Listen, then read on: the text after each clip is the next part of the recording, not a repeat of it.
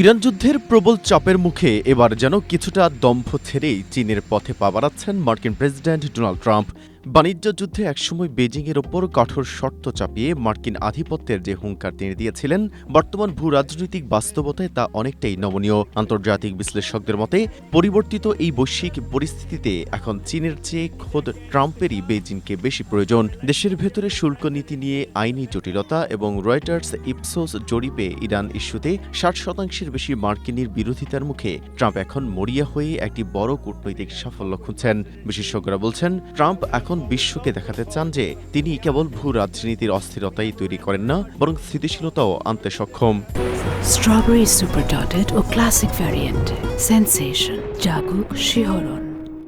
এবারের সফরে তার সঙ্গে ইলন মাস্ক ও টিম কুকের মতো শীর্ষ কর্পোরেট কর্মকর্তারা বেজিং গেলেও 2017 সালের তুলনায় মার্কিন এই প্রতিনিধি দলটি বেশ ছোট।